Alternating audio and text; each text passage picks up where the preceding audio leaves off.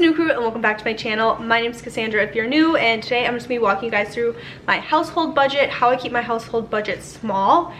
If you are new, I keep my grocery budget and my household budget all there, one and the same. My budget is $550 a month for all of my groceries, all of my diapers, all my wipes, all my household cleaning products, toiletries, everything comes out of that $550, which is well below the national average for a family my size. If you're interested in the national average for grocery bills and things like that, I can link a website down below. If I remember, I'm terrible at that, to be honest, but I'll do my best to link that down below. And all of those numbers are just food based. They do not include any of the other things that I mentioned to run a household. So what I started doing at the beginning of 2020, after I had my third baby, was also during the whole pandemic and food prices got really high, cleaning supplies prices got really high. That is when I upped my budget from $500 to $550. So really I try to keep within that $550 mark. Some months it's lower because all these things I'm going to be sharing with you guys today, my cleaning products and toiletries and things like that, they run kind of on a couple month cycle. A huge reason why that is because I buy in bulk. Whenever I can, I buy in bulk. I recently, over the course of 2021, 2020, started shopping at Sam's Club, getting more things in bulk, like toothpaste and cleaning products, shampoo, conditioners, things like that. And I try my best to always keep an extra on hand of everything that we go through. So I have a closet in my master bathroom that is full of just extra toiletries like shampoos, conditioners. I try to keep bubble bath in there because my kids are little and they still really like that. I'm a huge bath person, so that makes me happy. I try to keep extra toothbrushes in there, hair ties, bobby pins, all of the toiletries.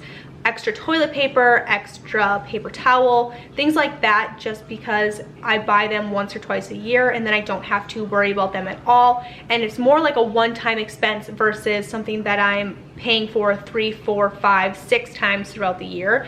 That helps me stay in that budget a lot. And when I do those big bulk hauls from a Sam's Club, I will link a couple of my Sam's Club hauls down below.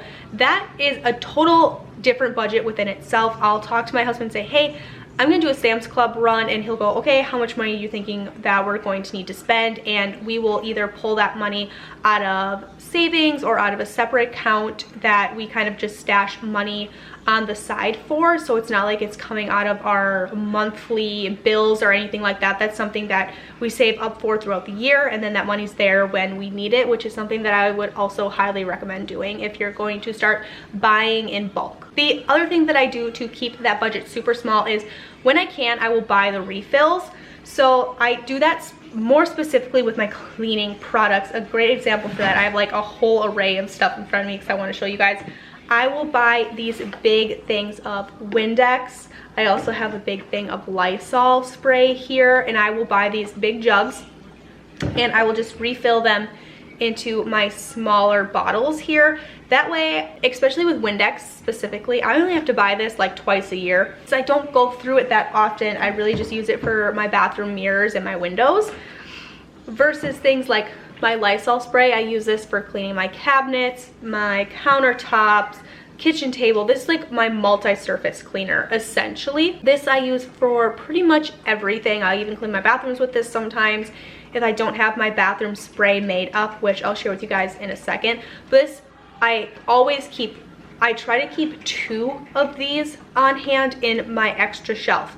So like I said, I keep an extra closet full of toiletries. I also have a shelf in that same closet full of cleaning products. Try to keep 1 or 2 of things on hand, just depending on how often I'm moving through them. My Lysol spray, I move through this really quickly, so I try to keep 2 of these refills on hand. This is also really budget friendly. It's right around that $5 or $6 mark. I get these from Menards. I find that that's the best place for me to buy my cleaners, in these larger containers. It works best for me that way. Same with Pine Sol. I will buy these really big things of Pine Sol. I use these for spring cleaning, like my cabinets, my floors. Pretty much exclusively what I use on my floors. I mix my own floor cleaner. I have a certain concoction that I find works the best for our laminate, and that's mostly Pine Sol, a little bit of water, a splash of Mr. Clean, and then a squirt of Dawn dish soap is what I like to use on my floors. I find that it leaves them clean. I like the smell, and it also, with the Dawn dish soap, it helps get rid of any like grease stains or residue. My husband is a tradesman, so he is constantly coming home with oil on his boots and construction, and it's just like super nasty and it gets everywhere, and I find that that is just what works the best.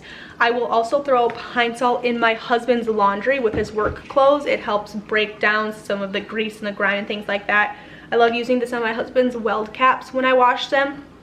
It helps keep them really nice. So I use pine salt for a lot of different things, to scrub my walls. Dishwasher tabs, I try to do the same thing. I try to keep an extra one of these on hand, because a huge way I save money just in general is I only grocery shop once a month. I try not to go in stores that often because it promotes impulse buys. You buy things that you don't really need. If I have an extra one on hand, it eliminates me running to the store. It eliminates me spending $15 or $20 on other things that I didn't really need because I had an extra in my pantry. So I try to keep an extra one of these on hand all of the time. Moving into homemade sprays, during the whole pandemic, and cleaning supplies were kind of hard to find.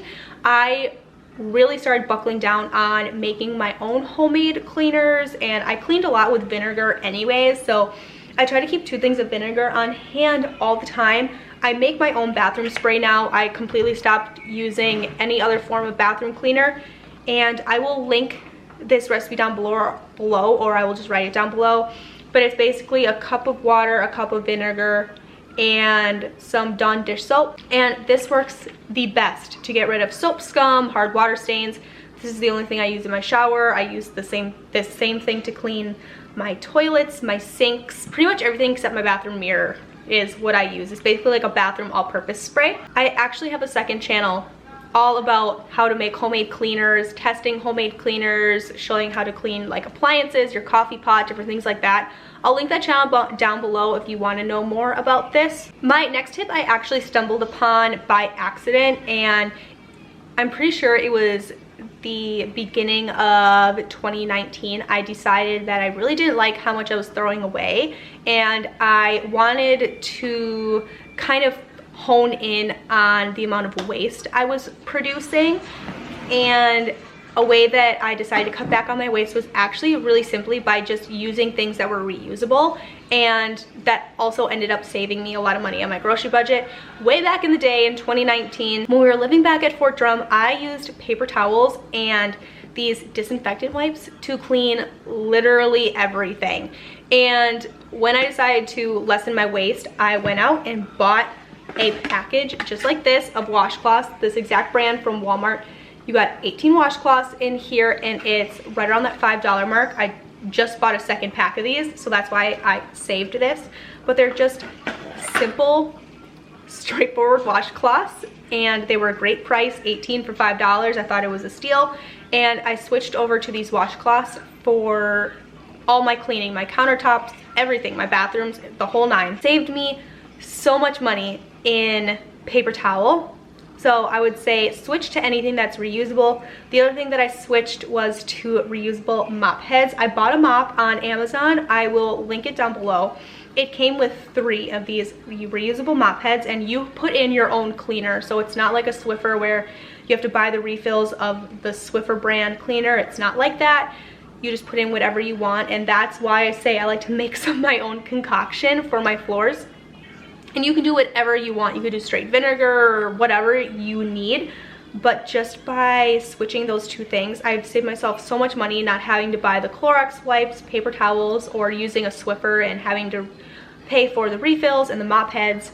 Saves me so much money. The mop that I bought at the time was like $35. So in 1 month, the mop paid for itself, which was kind of sad, but really satisfying at the same time. I would say when you're starting to write your household budget, I would say that you're gonna have to figure out what works for you. I think it's gonna take a couple months to really see what works and what doesn't, and then you have to go ahead and make adjustments to what isn't working, because like in my example, for a long time, my budget was $500 and it just wasn't cutting it anymore. I needed a little bit of extra room, so we upped it to $550. That was an adjustment that needed to be made.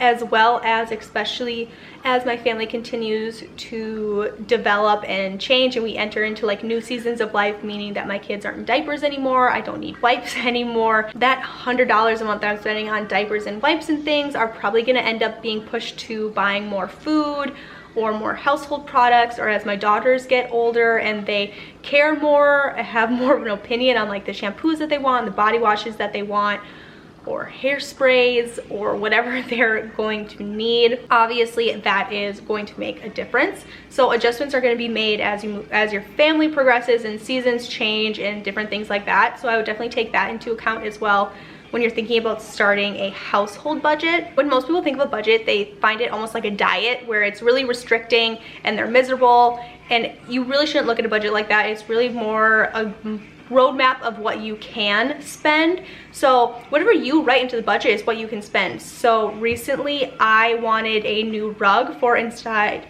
in front of our sliding door where our dogs come in and out all the time, because we didn't have one there and it's snowing now. They were dragging so much snow and mud into the house and it was driving me nuts. So I wrote into the budget for the next month to spend $25 on a really nice rug there so I wouldn't have to deal with that anymore. Just budget for it, write it in. And of course, it's really up to you what you want to include in your household budget, your grocery budget, your free spending money. That's really all up to you. You make the parameters on whatever you want to fall in whatever category. So if you don't like the way that I budget my food and my household all into that $550 budget, totally separate it. Right now, that's what works for me, especially in the world of online grocery pickup, where I'm ordering food and household things from Walmart.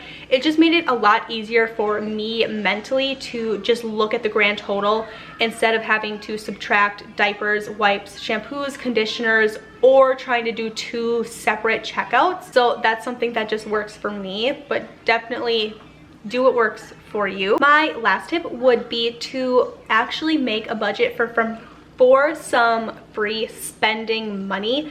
Me and my husband both have a small budget for free spending money, and we purposely leave this budget relatively small because we don't want to spend a ton of extra money. We're working towards some like really big financial goals in 2022, and we would much rather have those goals like finishing off our basement and building our garage versus a new pair of pants or a new pair of shoes or whatever that may be. So right now my free spending budget is $20. So if I want a new candle, that's my free spending money, and then for the rest of the month I don't spend any money on anything extra. Sometimes I might see a shirt that I really like or something and I'll take that out of my free spending money. But just because I budget for $25 doesn't mean that I always spend it.